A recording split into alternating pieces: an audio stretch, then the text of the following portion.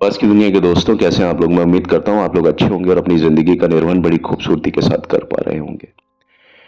आज हम बात करेंगे शत्रुघ्न सिन्हा साहब के बारे में। और शत्रुघ्न सिन्हा के बारे में मैंने आपको बताया था कि शत्रुघ्न सिन्हा साहब का जो एक वास्ता है वो सुभाष घई के साथ कितना गहरा है। जैसा कि मैंने आपको बताया भी था पहले कि जब फिल्म दीवार रिलीज हुई तो सुभाष घई ने शत्रुघ्न सिन्हा से कहा था कि जाओ और अमित की एक्टिंग को एक बार देख कर के आओ, क्या गजब की एक्टिंग की है उसने फिल्म दीवार में। और उसी समय फिल्म शोले भी लगी थी वहां। लेकिन आपको मैं बता दूं कि जो scene, intense scene Amitabh Bachchan ने किए, और वो दोनों ही फिल्मों में अमिताभ के किरदार को मरना होता है, दीवार में भी और शोले में भी। और जो मरने का जो सीन था ना, वो अमिताभ ने इतना अच्छा किया, इतना कालजयी वो दृश्य है कि आज की तारीख में भी ऐसे दृश्य कोई कर नहीं सकता। वो दृश्य आपको मिलेंगे ही नहीं कहीं, यानी एक्टिंग उस लेवल की कोई नहीं कर पाया। तो जब इन चीजों के बारे में बताया जाता था तो शत्रुघ्न सिन्हा बोल देते थे कि भाई अभी क्या, मैं अमिताभ बच्चन से एक्टिंग सीखूंगा। तो ये, हालांकि देखिए, शत्रुघ्न सिन्हा साहब दिल से मन से ऐसे नहीं थे, बट वो ऊपरी लोग बोल देते हैं ना कई बार, दोस्त यारी दोस्ती में वो उनके बराबर के थे। आज हम अमिताभ बच्चन को उस लेवल से देखते हैं कि अमिताभ बच्चन एक बहुत बड़े कलाकार और बहुत सदी के महानायक वो हमारे लिए हैं। लेकिन शत्रुघ्न सिन्हा की मैं बात कर रहा हूँ 1975 की, और जिस समय शत्रुघ्न सिन्हा के साथ में ही यारी दोस्ती थी अमिताभ की, तो अमिताभ शत्रुघ्न सिन्हा के लिए एक पक्के दोस्त रहे हैं। वो सदी का महानायक औरों के लिए होंगे, लेकिन उनके लिए तो एक दोस्त है, उनके लिए तो एक रूममेट थे वो। तो एज बीइंग द रूममेट अगर उन्होंने ये बात बोली तो मैं नहीं समझता कि कोई अलग चीज, कुछ गलत भी बोला होगा। और एक बोलने वाली बात अलग होती है, हो सकता है उन्होंने देखी हो फिल्म को, लेकिन होता है ना कुछ लोग सामने सामने बोल देते हैं क्योंकि उनकी आदत होती है। लेकिन ऐसा नहीं है कि शत्रुघ्न सिन्हा कभी दिल से खराब रहे, कभी उन्होंने कोई बात कर्म में की, कर्म में हमेशा सही बात की उन्होंने, चाहे उन्होंने कुछ भी किया जिंदगी में। लेकिन मैं क्या कहता हूं कि वो कभी उन्होंने किसी का ऐसे दिल दुखाया नहीं, कभी नहीं दिल दुखाया। तो ऐसा ही आपको मैं एक किस्सा और बताने वाला हूं आज कि सुभाष घई का। मैंने आपको बताया कि सुभाष घई और शत्रुघ्न सिन्हा की दोस्ती, कहना चाहिए कि दोस्ती हो तो ऐसी कि भाई सुभाष घई और शत्रुघ्न सिन्हा साहब की। हालांकि ये बात भी ताज्जुब है, आपको लगेगी कि शत्रुघ्न सिन्हा को लेकर के सुभाष घई ने शुरुआत में फिल्में बनाई थी, ठीक है, लेकिन उन शत्रुघ्न सिन्हा को बाद में कभी भी सुभाष घई ने रिपीट नहीं किया। शायद वो इसलिए क्योंकि उन्हें मालूम था कि सुभाष घई मेरे दोस्त हैं, और मैं जिस फिल्म का निर्देशक करूंगा, यानी सुभाष घई जिस फिल्म का निर्देशन करेंगे, तो मैं, एक निर्देशक का काम होता है फिल्म में कलाकारों को निर्देश देना, और उस निर्देश की अनुपालना कलाकार करते ही करते हैं।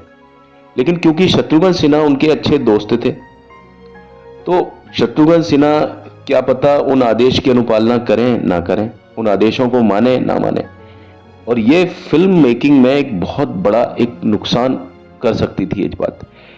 क्योंकि उन्हें मालूम था कि शत्रुघ्न सिन्हा कुछ चीज में चेंज नहीं करेंगे, शत्रुघ्न सिन्हा जैसे हैं वैसे रहेंगे। अगर मान लो वो सेट पर लेट आते हैं तो वो लेट आएंगे। हालांकि ऐसा होता था कि लोग बाग, फिल्मकार उसी हिसाब से सेट करके रखते थे कि भाई शत्रुघ्न सिन्हा अगर दोपहर में आते हैं तो दोपहर से ही शत्रुघ्न सिन्हा साहब का सेट लगता था। लेकिन ये भी कुछ लोगों के बारे में गलत चीजें फैलाई जाती हैं, राजेश खन्ना और शत्रुघ्न सिन्हा जैसों के बारे में, कि भाई ये लोग लेट आते हैं या गोविंदा लेट आते हैं। बात ये नहीं थी कि भाई लेट आते हैं। गोविंदा के साथ तो यह होता था कि गोविंदा ने तो बहुत सारी फिल्में साइन एक साथ कर रखी थी, कितनी शिफ्ट करते थे वो, तो एक शिफ्ट दूसरी शिफ्ट करते करते लेट हो जाता है इंसान। कारण ये भी रहता था गोविंदा के लिए। शत्रुघ्न सिन्हा के लिए ये होता था कि वो देर तक भी शूटिंग करते थे, देर रात तक, उसके बाद में उनका सोना ही होता था बहुत लेट। तो जो आदमी अर्ली इन द मॉर्निंग सोएगा तो वो उठेगा कब, दोपहर में। उसके बाद तैयार होते थे वो और फिर सेट पर जाते थे। और यही चीज राजेश खन्ना साहब की होती थी। राजेश खन्ना भी बहुत लेट तक उनका कार्यक्रम वगैरह चलता था, फिल्म की शूटिंग या यारों दोस्तों के साथ में जो भी है, उठना बैठना वो सब। लेकिन जब वो एक बार दोपहर को शॉट पर पहुंचते थे तो पूरा सीन करके लौटते थे वो, और सीन को करने में ज्यादा टाइम नहीं लेते थे, बहुत कम समय लेते थे, क्योंकि उन्हें मालूम होता था कि भाई मैं ऑलरेडी लेट हो रहा हूं, लेट जा रहा हूं सेट पर। तो वो लेट जाने की हिम्मत क्यों कर पाते थे? क्योंकि उन्हें मालूम होता था कि भाई जब मैं जाऊंगा तो मैं उस सीन को कर पाऊंगा, तभी तो लेट जाते थे सेट पर। अगर उन्हें ये मन में ये विश्वास ही नहीं होता कि मैं सीन को कर भी पाऊंगा क्या, तो वो व्यक्ति तो कुछ देर पहले जाते। तो उन्हें मालूम था कि मैं जाऊंगा और मैं फटाफट इस सीन को कर दूंगा और डायरेक्टर को संतुष्ट करूंगा इस चीज पर। ऐसा नहीं है कि कुछ भी करके आप निकल आओ, ऐसा नहीं था।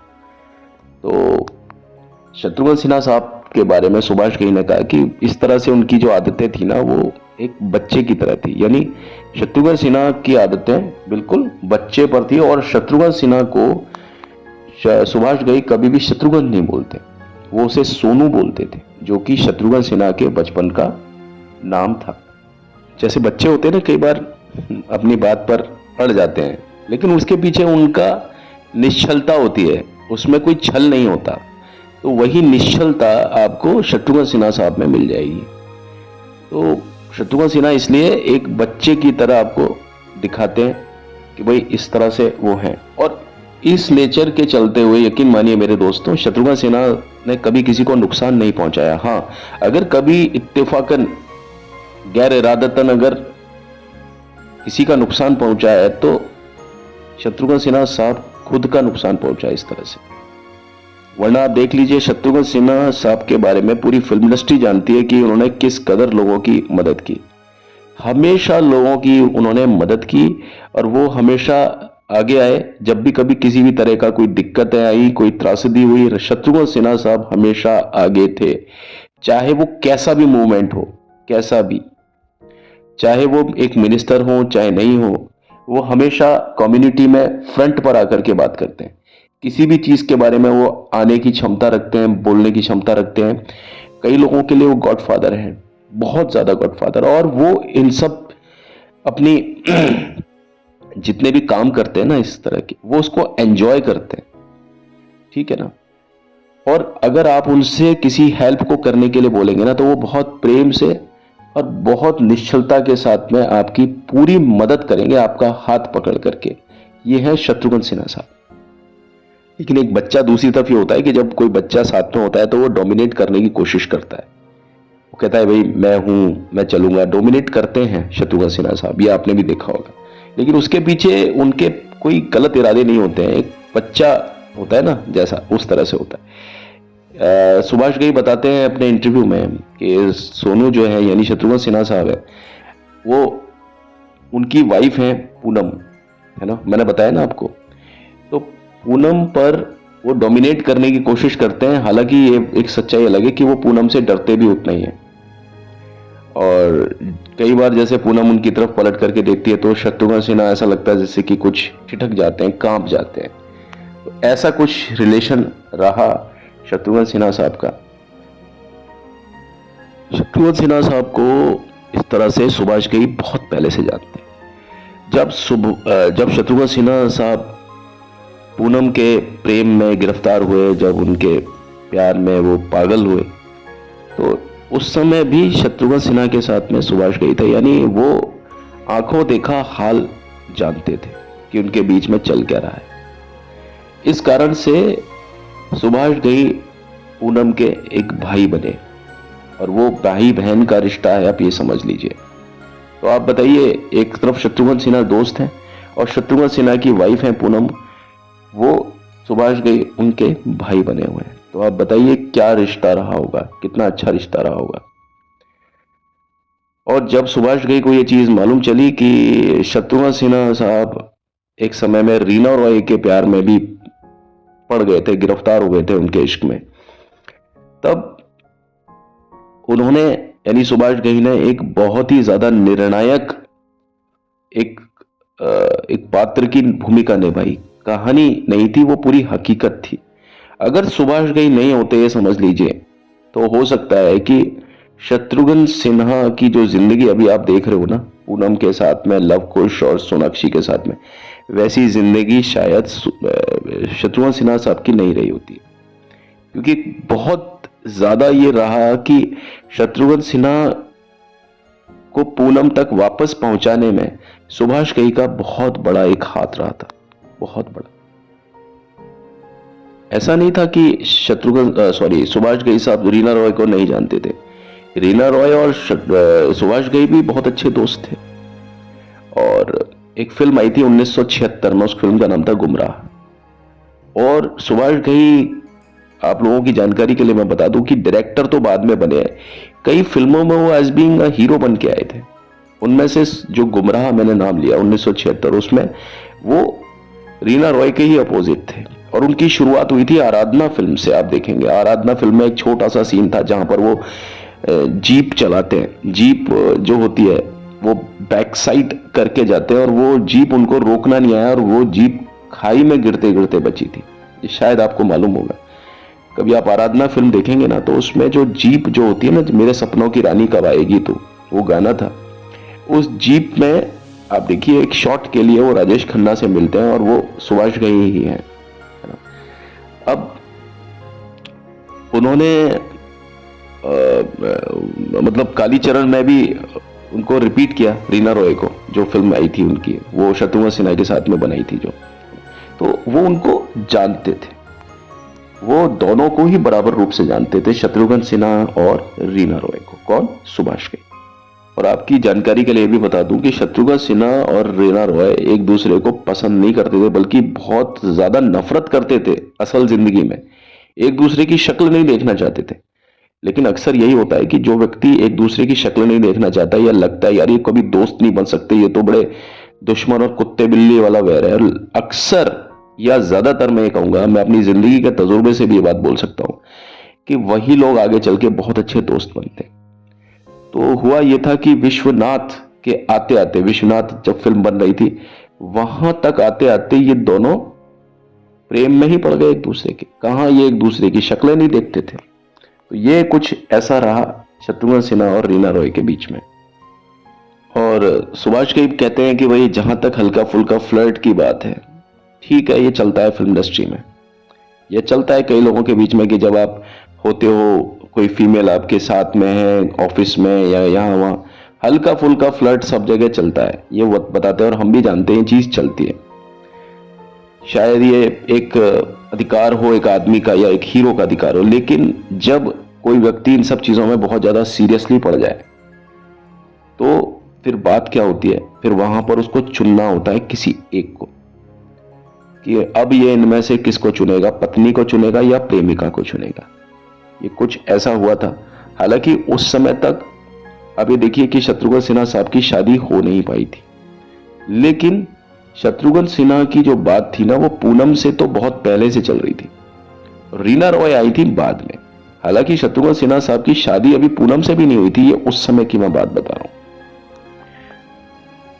देखिए कहीं कुछ हद तक सुभाष घई और शत्रुघ्न सिन्हा साहब में भी मनमुटाव हो गया था रीना रॉय और पूनम को लेकर के।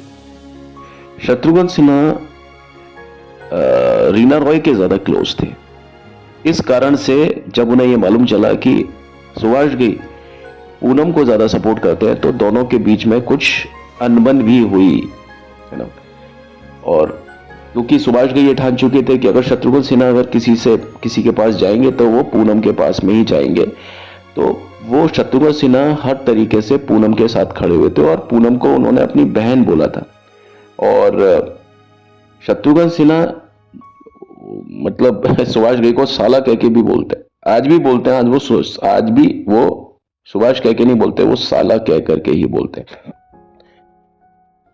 चलिए कुछ भी हो, लेकिन मैंने क्या कहा आपको कि शत्रुघ्न सिन्हा का अपना खुद का एक दिमाग भी है। जब वो चीजों को गुनते हैं और अकेले में जब किसी चीज को समझते हैं, सोचते हैं, तो वो कभी किसी के साथ में गलत करने वाले इंसान है ही नहीं। वो एक बहुत ही अच्छे सुलझे हुए इंसान है। कई बार वो बहस कर लेते हैं, कई बार वो अपना मन खट्टा कर लेते हैं, लेकिन दिल और दिमाग से जब वो बात सोचते हैं तो फिर वो वही करते हैं जो कि सही और लाजमी चीज होती है। उनको रियलाइजेशन भी बहुत ज्यादा होता है। जैसा कि मैंने आपको बताया कि जब संजीव कुमार की डेथ हुई थी तो संजीव कुमार साहब के गेट पर ही खड़े रहे थे करीब 7 घंटे तक, रोए नहीं थे, बस अपने गेट पर खड़े रहे थे। तो आप सोचिए कि ये किरदार कौन व्यक्ति निभा सकता है? ये वही निभा सकता है जो कि एक अच्छा दिल और दिमाग रखता हो। कुछ लोगों को समझने के लिए हमें उनके बहुत नजदीक जाना पड़ता है, बहुत ज्यादा एक एनालिसिस लेना पड़ता है, तब जाकर के हम उनका असल चरित्र समझते हैं। तो ऐसा नहीं है कि हर चमकने वाली चीज सोना नहीं होती है, कुछ चीजें ना बिना कुछ चमके भी सोने से कहीं ज्यादा होती है, और उनका तो नाम भी सोनू था। तो अचानक एक दिन क्या होता है, सुभाष घई से उसकी बहस चलती थी, मतलब शत्रुघ्न सिन्हा यानी सोनू की। तो शत्रुघ्न सिन्हा ही मतलब सुभाष घई बताते हैं कि एक बार अचानक से अनयूजुअली सुभाष घई का फोन आता है मेरे पास में, और रात को फोन किया। तो उस समय सुभाष घई ने बोला कि भाई मैं वापस आ रहा हूँ, लंदन से वापस आ रहा हूँ, और मैं 6 जुलाई को पहुंच जाऊंगा या 9 जुलाई को पहुंच जाऊंगा, और मैं शादी कर रहा हूं पूनम से। पूनम यानी प्रोमी से मैं शादी कर रहा हूं। आप देखिए कि जहां शत्रुघ्न सिन्हा पूरी तरीके से इंक्लाइन थे रीना रॉय के, और वो इस तरह से वो बात कर रहे थे। और इस चीज के उपलक्ष्य में सुभाष घई साहब ने एक बहुत बड़ी पार्टी दी थी होटल सी रॉक में। बहुत ज्यादा खुश थे, यानी काम इन दोनों का हुआ, शादी इन दोनों की होनी थी, लेकिन सुभाष घई ने एक बहुत ग्रैंड पार्टी रखी थी, और वो एक वेडिंग रिसेप्शन भी जो रखा था, मेरे कहने का मतलब है सी रॉक में इन दोनों का, वो सुभाष घई ने ही उसका पूरा आयोजन किया था, है ना। माना कि दोनों का प्रेम परवान चढ़ा, लेकिन शादी तक की जो स्क्रिप्ट थी ना पूरी, और डायरेक्शन था, और जो स्क्रीन प्ले था, वो सब कुछ सुभाष घई साहब ने ही संभाला।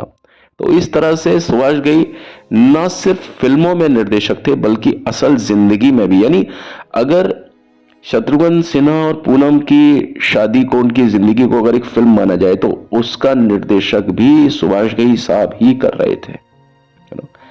तो ये बहुत एक जबरदस्त एक रिलेशन था, और तब से ये लोग एक साथ हैं, बहुत क्लोज हैं, बहुत प्रॉक्सिमिटी रखते हैं।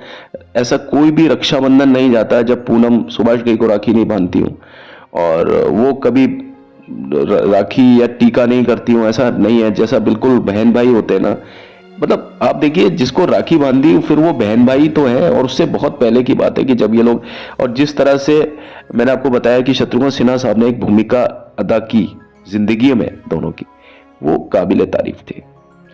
तो बस ये चीजें देखिए भुलाई नहीं भूलती। और शत्रुघ्न सिन्हा साहब एक नाम है, वैसे ही सुभाष घई अपना एक नाम है, लेकिन जो इनके बीच में जो एक सेतु की भूमिका निभाई राम और सीता के बीच में, जो हनुमान बन के जो अवतरित हुए, वो सिर्फ और सिर्फ सुभाष घई थे उस समय।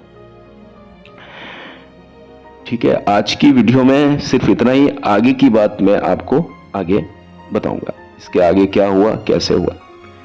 वेल, चलने से पहले मेरी आपसे वही एक रिक्वेस्ट है कि मेरे चैनल को लाइक शेयर सब्सक्राइब जरूर कीजिए, बेल आइकन को जरूर दबाइए, प्लीज प्लीज प्लीज शेयर कीजिए और कमेंट्स भी कीजिए।